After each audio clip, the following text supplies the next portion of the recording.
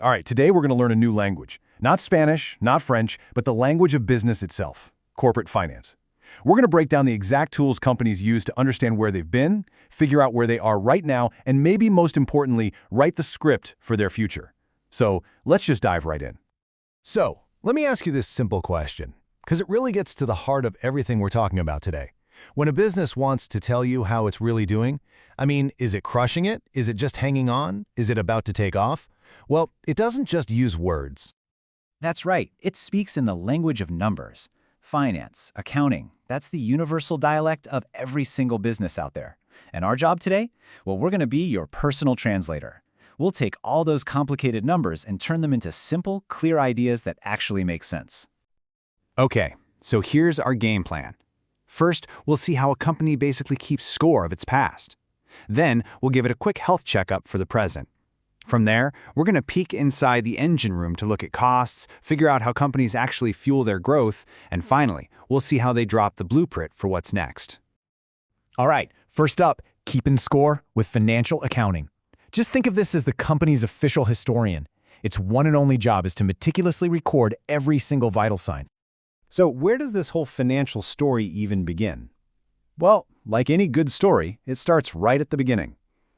For a business, that means tracking every single dollar that comes in and every single dollar that goes out. This is where financial accounting comes in. It's basically the rule book, the grammar for this language of numbers. It's a totally standardized system, and that's so important because it means everyone, investors, managers, you name it, is reading from the exact same playbook. You can actually trust the numbers. And the process itself? It's actually pretty straightforward when you break it down. It all starts small, with just one transaction, a sale, a purchase.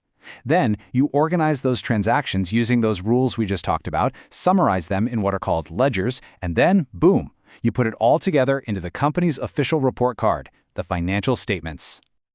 Okay, great. So now we've got the official records. But let's be honest, a giant spreadsheet full of numbers, it doesn't really tell you much, does it?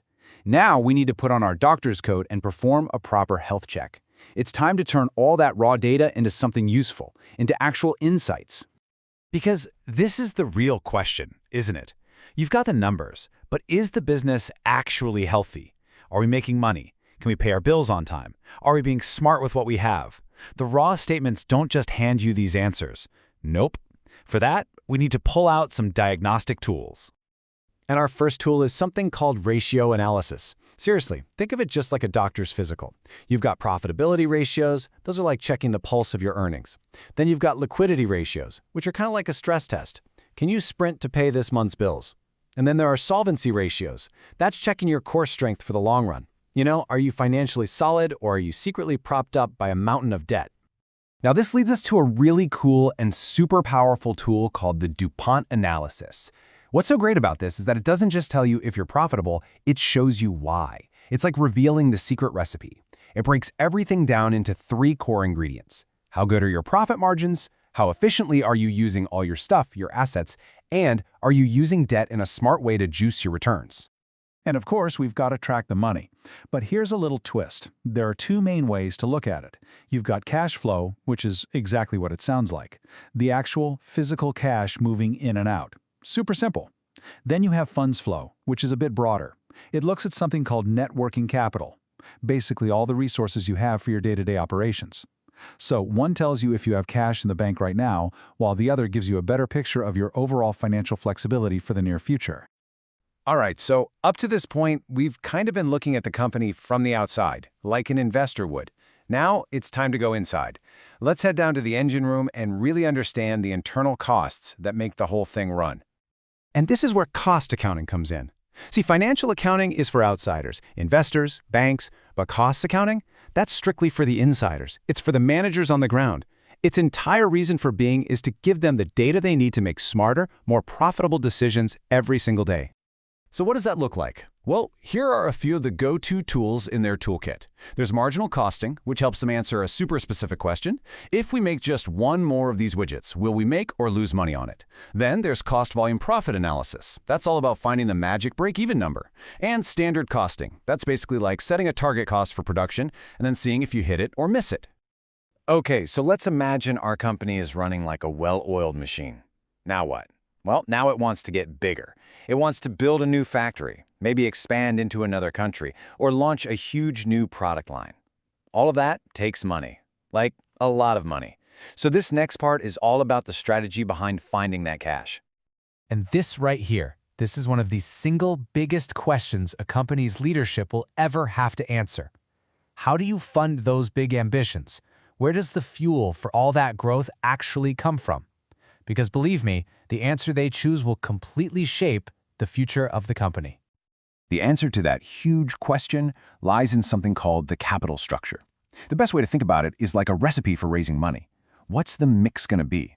How much will be borrowed money, that's debt, and how much will come from selling off little pieces of the company, that's equity?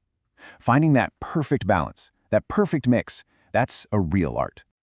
Basically, a company has three main places it can go to get this cash. It can sell ownership stakes, that's equity. It can borrow money, like from a bank, that's debt.